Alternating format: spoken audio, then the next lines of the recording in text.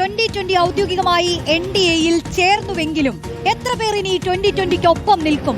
അത് വളരെ പ്രധാനപ്പെട്ട ഒരു ചോദ്യമാണല്ലോ. 2020യുടെ NDA പ്രവേശനത്തിൽ പാർട്ടിക്കുള്ളിൽ അതൃപ്തി പുകയുന്നു. മുന്നണി മാറ്റത്തിൽ പ്രതിഷേധിച്ച് ജനപ്രതിനിധികൾ രാജിവെച്ചേക്കുമെന്നാണ് അറിയാൻ കഴിയുന്നത്. BJPയുമായി സഹകരിക്കാൻ അതൃപ്തിയുള്ള പ്രവർത്തകർ പാർട്ടി വിടും. പുത്തൻകുരിശ്, പൂതൃക്ക പഞ്ചായത്ത് അംഗങ്ങളെ പാളയത്തിലെത്തിക്കാൻ കോൺഗ്രസ് നീക്കങ്ങൾ ആരംഭിച്ചു കഴിഞ്ഞു.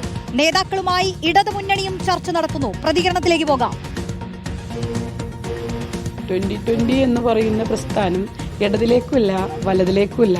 2020 ആയിട്ട് മുന്നോട്ട് പോവുള്ളൂ. ഇനി എന്തെങ്കിലും ഒരു പ്രശ്നം വന്നാൽ ഈ പ്രസ്ഥാനം നിർത്തേണ്ടി വന്നാലും വേറൊരു പാർട്ടിയിൽ ലയിക്കില്ല എന്ന് പറഞ്ഞതാണ് പാർട്ടിയുടെ chief coordinator mister Sabu M Jacob. പക്ഷെ ഇപ്പോൾ ആ നിലപാടുകളെല്ലാം മറികടന്നത് കൊണ്ടാണ്, എല്ലാ വോട്ട് ചെയ്ത ജനങ്ങളെയൊക്കെ വഞ്ചിച്ചുകൊണ്ടാണ്, ആരെടുത്തും ഇപ്പോൾ ഞാൻ അറിഞ്ഞെടുത്തോളം ഇതിൻ്റെ ഭാരവാഹികളുമായിട്ട് യാതൊരുവിധ ചർച്ചയും നടത്താതെയാണ് ഇങ്ങനൊരു തീരുമാനം എടുത്ത് എന്നാണ് അറിഞ്ഞത്.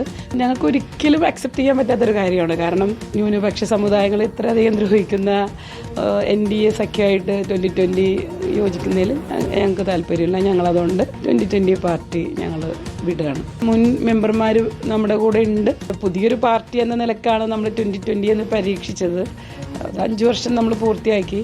പിന്നെ ഞങ്ങൾ കോൺഗ്രസ് അനുഭാവികളാണല്ലോ.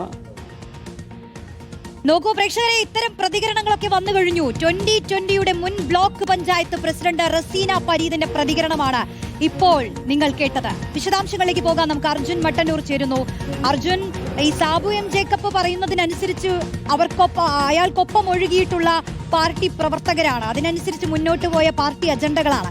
പക്ഷെ ഇത്തരമൊരു വലിയൊരു തീരുമാനമെടുക്കുമ്പോൾ അത് എത്ര പ്രവർത്തകർ അതിനൊപ്പം നിന്നു, എത്ര പേർ ഇക്കാര്യം അറിഞ്ഞിട്ടുണ്ട്, ഇതിൽ എത്ര പേർക്ക് സംതൃപ്തിയുണ്ട് എന്നുള്ളതൊക്കെ വലിയ ചോദ്യമാണോ? പ്രതികരണങ്ങളൊക്കെ വരുമ്പോൾ അത്ര സുഖമില്ല, അതൃപ്തി പുകയുന്നു. ഇപ്പോൾ അത് ഒരു വാർത്താ സമ്മേളനമൊക്കെ നമ്മൾ പ്രതീക്ഷിക്കുകയാണ്.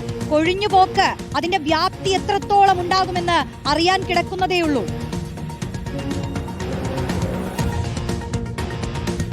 ഉറപ്പായും റോഷ്നി, അതായത് 2020യുടെ ഈ NDA പ്രവേശനം 2020യുടെ പ്രാദേശിക നേതാക്കളോ അല്ലെങ്കിൽ അണികളോ പോലും അറിഞ്ഞിട്ടില്ല എന്നതാണ് യാഥാർത്ഥ്യം. ഇന്നലെ ഈ വാർത്ത വന്നപ്പോൾ തന്നെ അവർ വലിയ ഞെട്ടലാണ് രേഖപ്പെടുത്തിയത്. അത്തരത്തിൽ ഒരിക്കൽ പോലും അവർ പ്രതീക്ഷിച്ചിരുന്നില്ല എന്നാണ് പല നേതാക്കളും പറയുകയും ചെയ്യുന്നത്. എന്തായാലും വലിയ ഒരു കൂട്ടരാജിയിലേക്ക് തന്നെ ഒരുങ്ങുകയാണ് 2020യുടെ പല നേതാക്കളും. പല പഞ്ചായത്തുകളിലും ഭരണം തന്നെ പ്രതിസന്ധിയിലാകുന്ന ഒരു സാഹചര്യത്തിലേക്ക് ഒരുപക്ഷെ കടക്കാൻ സാധ്യതയുമുണ്ട്. ഇത്തരത്തിലുള്ള 2020യിലുള്ള ഈ ആശങ്ക, ഉള്ളിലുള്ള ഈ ആശങ്ക, അത് കൃത്യമായി മുതലെടുക്കാനും അതിലൂടെ ഭരണം പിടിക്കാനും ഭരണം നിലനിർത്താനുമുള്ള ശ്രമത്തിലാണ് UDFും LDFും ഒരുപോലെ ശ്രമിച്ചുകൊണ്ടിരിക്കുന്നത്. അത്തരത്തിൽ നേതാക്കൾ എല്ലാവരും തന്നെ 2020യുടെ ഭാരവാഹികളുമായും അതോടൊപ്പം തന്നെ ഈ ജനപ്രതിനിധികളുമായും ചർച്ചകൾ നടത്തിക്കൊണ്ടിരിക്കുകയാണ്. അല്പസമയത്തിനകം തന്നെ 2020യുടെ ഒരു കൂട്ടം ജനപ്രതിനിധികളുടെ ഒരു വാർത്താ സമ്മേളനമുണ്ട്. അവർ UDFിലേക്ക് പോകുന്നു എന്നതാണ് പ്രധാനപ്പെട്ട സൂചന. അത്തരത്തിൽ ചർച്ചകൾ പൂർത്തിയായി കഴിഞ്ഞു. അവർ ഉടൻ തന്നെ അവരുടെ നിലപാട് പറയുകയും ചെയ്യും. നിലവിൽ 4 പഞ്ചായത്തുകളിലാണ് 2020 ഭരിക്കുന്നത്. ഇതിൽ തന്നെ പൂതൃക്കയിൽ ഭരണം പിടിക്കാൻ UDFിന്റെ ശ്രമം നടക്കുന്നുണ്ട്. പൂതൃക്കയിൽ 2020 7 സീറ്റും UDFും 7 സീറ്റുമാണ് ഉള്ളത്. LDF 2 സീറ്റും LDFിനുണ്ട്. അവിടെ നറുക്കെടുപ്പിലൂടെയാണ് 2020 ഭരണം പിടിച്ചത്. അവിടെ NDAയുടെ ഭാഗമായതുകൊണ്ട് തന്നെ ഒരു പക്ഷേ ആരെങ്കിലും രാജിവെപ്പിച്ച് ഭരണം പിടിക്കാൻ വേണ്ടി UDF ശ്രമിക്കും. അല്ലെങ്കിൽ LDFിന്റെ പിന്തുണയോട് കൂടി അവിടെ ഭരണം പിടിക്കാനും UDFിന് കഴിയാനുള്ള സാധ്യതയുണ്ട്. മറ്റൊന്ന് തിരുവാണിയൂരിലാണ്. അവിടെ 2020ക്ക് 9 സീറ്റുണ്ട്. LDFിന് 5ഉം UDFിന് 4 സീറ്റുകളാണുള്ളത്. നിലവിൽ തിരുവാണിയൂരിലെ പല അംഗങ്ങളും രാജിവെക്കാനുള്ള സാധ്യതയുണ്ട് എന്നാണ് LDF UDF നേതാക്കൾ പറയുന്നത്. സ്വാഭാവികമായും അത്തരത്തിൽ രാജിവെച്ചാൽ ഒരുപക്ഷെ LDFിന് അവിടെ ഭരണം പിടിക്കാനുള്ള സാധ്യതയുണ്ട്. അതോടൊപ്പം തന്നെ ഐക്യരനാട്, കിഴക്കമ്പലം എന്നീ പഞ്ചായത്തുകളിൽ മാത്രമാണ് കൃത്യമായ മെജോറിറ്റി 2020ക്കുള്ളത്. അവിടെ വലിയ പ്രതിസന്ധി ഉണ്ടാകില്ല എന്ന് തന്നെയാണ് നേതാക്കളുടെ കണക്കുകൂട്ടൽ. അതോടൊപ്പം തന്നെ വടവുകോട് പുത്തൻകുരിശ് പഞ്ചായത്താണ് മറ്റൊരു പ്രധാനപ്പെട്ട ശ്രദ്ധാകേന്ദ്രം. അവിടെ UDF ആണ് ഭരിക്കുന്നത്. പക്ഷേ 2020യുടെ പിന്തുണയോടുകൂടിയാണ് ഭരണം നിലനിർത്തുന്നത്. അവിടെ 2 അംഗങ്ങളുടെ പിന്തുണയോടുകൂടിയാണ് UDF 2020 അംഗങ്ങളുടെ പിന്തുണയോടുകൂടിയാണ് UDF ഭരിച്ചുകൊണ്ടിരിക്കുന്നത്. സ്വാഭാവികമായും വലിയ രാഷ്ട്രീയ വിമർശനങ്ങൾ UDFിന് നേരെ ഉയരുന്നുണ്ട്. ഇന്നലെ DCC പ്രസിഡന്റ് അടക്കം ഈ വിഷയത്തിൽ പറഞ്ഞത് അവർ അംഗങ്ങൾ എന്ന നിലക്ക് സ്വതന്ത്രമായി പിന്തുണക്കുന്നതാണ്.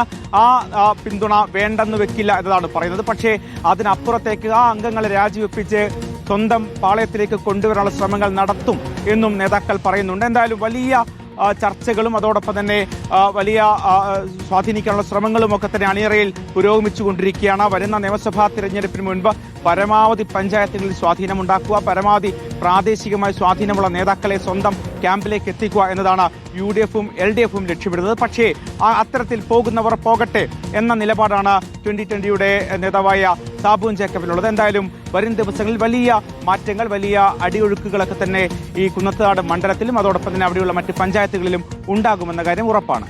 വരാനിരിക്കുന്ന വാർത്താ സമ്മേളനത്തിലെ വാക്കുകളിലേക്കാണ് നമ്മൾ ഉറ്റുനോക്കുന്നത്. എത്ര പേരാണ് ആ വാർത്താ സമ്മേളനത്തിൽ പങ്കെടുക്കുന്നത്? കൊഴിഞ്ഞുപോക്ക് ആരൊക്കെ കൊഴിഞ്ഞു പോകും, അതിൽ എവിടേക്കൊക്കെ പോകും? പ്രത്യേകിച്ച് 2020-യുടെ പഞ്ചായത്ത് മെമ്പർമാരെ ഒപ്പം ചേർത്ത് നിർത്താൻ രണ്ട് മുന്നണികളും LDF-ഉം UDF-ഉം ശ്രമം നടത്തുന്നുണ്ട്.